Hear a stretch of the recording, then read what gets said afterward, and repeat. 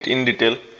See, I will not make any hurry till you will not understand. I will try to explain in my way. So if you are having the doubts, please let me ask.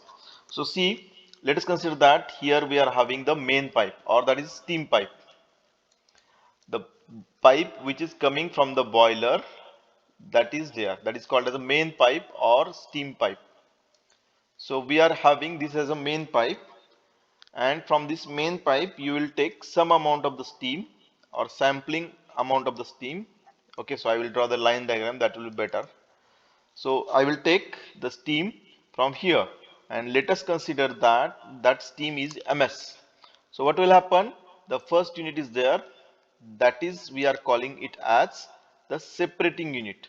Okay, so there is a perforated tray. Through that perforated tray the steam is passed. Okay, see, perforated tray means what? Actually, it is a porcelain type of pot in which the porous nature is there. So, due to that, the direction of the steam it changes continuously, and that will cause the separation of the moisture content. Okay, so you can separate out the moisture content or water content here. So, whatever that moisture content or water content is separated, that is collected, and that you can take from this cock like this. Okay, and you will measure the mass of water separated from separating calorimeter. So this is what, this is a separating unit. Okay, so this is a separating unit. I can write here that this is a separating unit, and whatever the steam which is separated here, let us consider that that is ms1.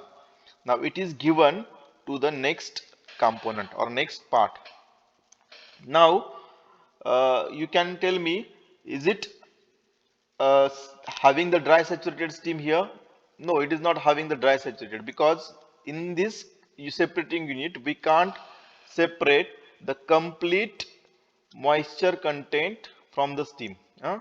Mechanically it is not possible to separate the complete moisture content from this steam.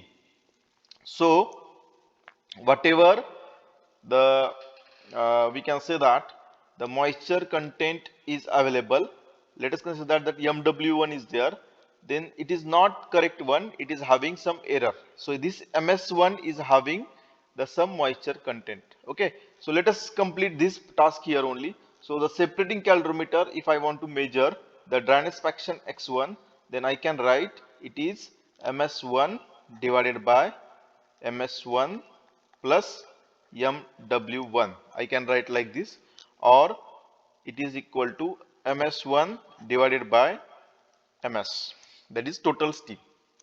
Is it okay? Is it okay? All of you got this? What I am writing here? Yes or no? See, ms is what? The total steam I have sent here.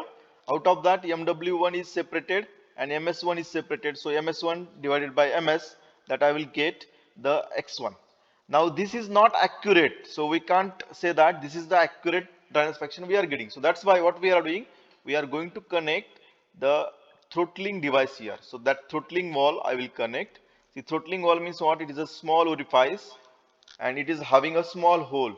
So if I can measure the pressure before throttling, let us consider that the pressure before throttling is P1, and it is wet steam, so temperature will be saturation temperature. There is no need to measure it, but you can measure it. If it is measured, okay. If you are not measuring, then also we can find out what is the temperature of the steam. Temperature of the steam is the saturation temperature related to this pressure P1, because it is a wet steam, and wet steam we are knowing that it is in between the saturated water and saturated vapor. So the temperature is saturation temperature that we can find out. Okay. Now after this, it is given to a chamber to measure. Actually, this is what it is, a chamber where I want to measure the pressure. See, pressure is measured in this case by using U-tube manometer. It is not measured with the help of the pressure gauge. That is the issue. Why we can't measure it with the pressure gauge? Because it is very small pressure. So small pressure cannot be measured with the pressure gauge. You require the manometers.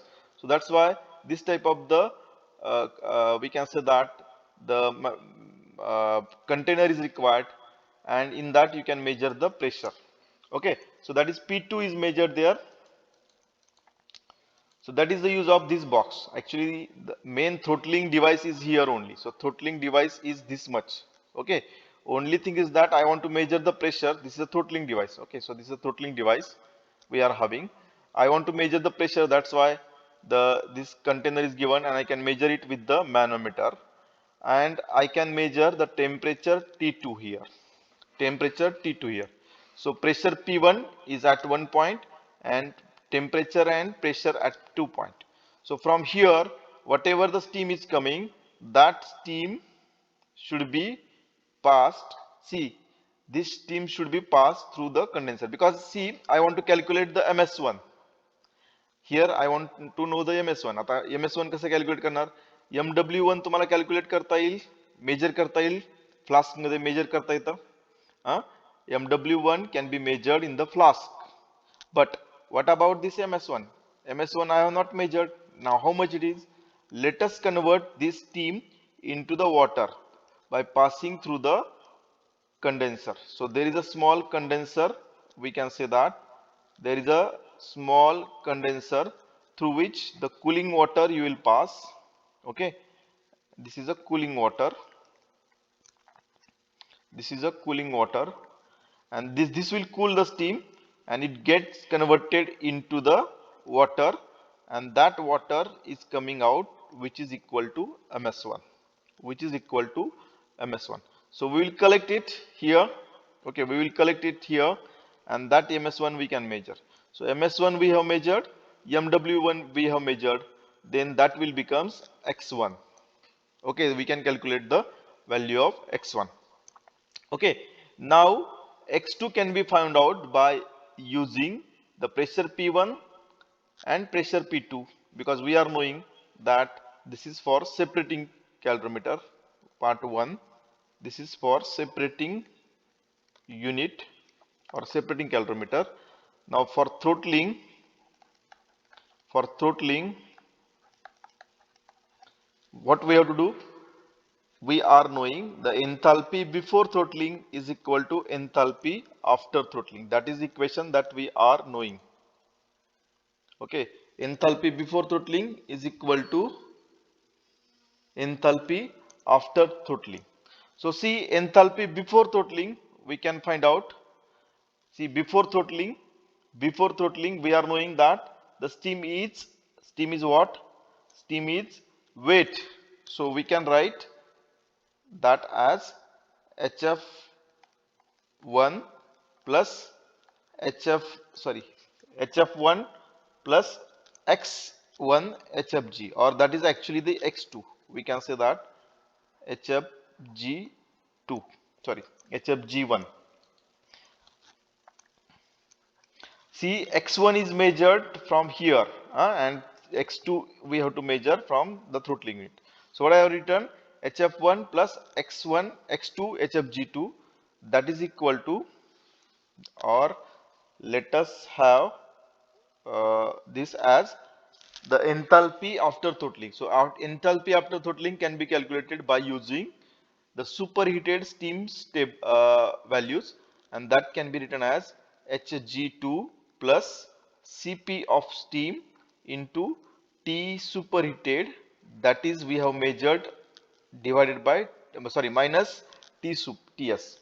So with this relation we can find out the value of X2. So for this you require the pressure P1. So you have to take this pressure P1 and you have to find out the values of HF1, HFG1, while for this you require the pressure P2. So from pressure P2 you will get Hg2, you will get Cp, you will get T superheated, that is T2 actually. See, this is what it is, a value of T2 minus T saturated you will get, and with this, in this equation the X2 is only unknown, so you will get X2. Now you are having X1, you are having the X2, you can find out the final dryness fraction X as X1 multiplied by X2. You can find out the final dryness fraction as X1 into X2. So this is the relation you can get. Now the question arises, why I am writing this? So let us go to that part, why I am writing like that. So see here, let us consider that the dynamic x is measured, x1 is measured from here.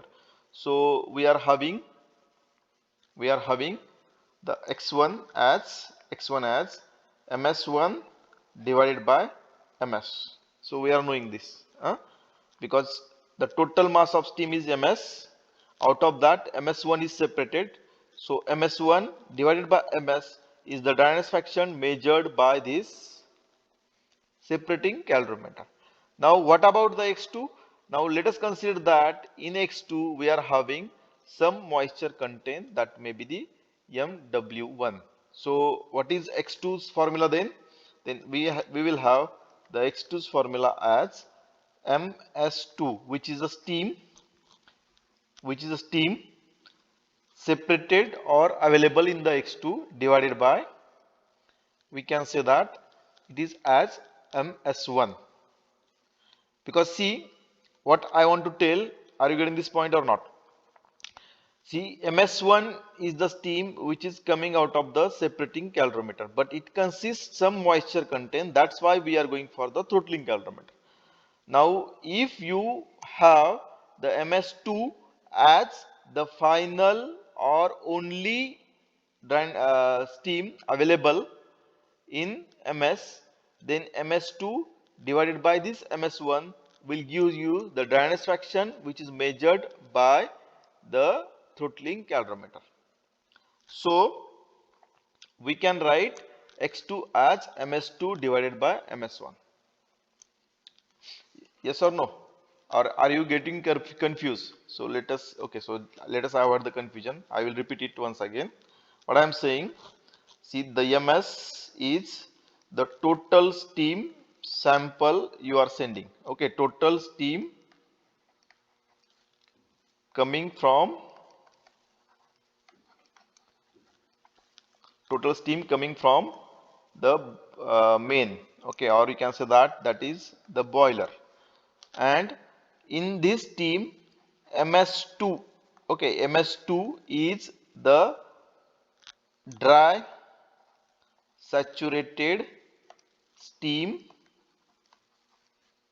in steam in total steam, we can say. Okay, so the dryness fraction we can define as x is equal to ms2 divided by ms. So this is the dryness fraction that we want to find out. Okay, this is the dryness fraction that we want to find out, but we are having the separating unit. So in separating unit, the first unit, separating unit, what we are doing, we are separating the moisture content, and that dryness fraction is measured with the x1. So how much moisture content we are separating? That is only ms1, and out of this total ms. So we are having this much vapor which we are getting from the separating calorimeter. So that's why the x1 can be said as ms1 by ms. It is measured with the separating unit. But by throttling unit, how much you are measuring? For throttling unit,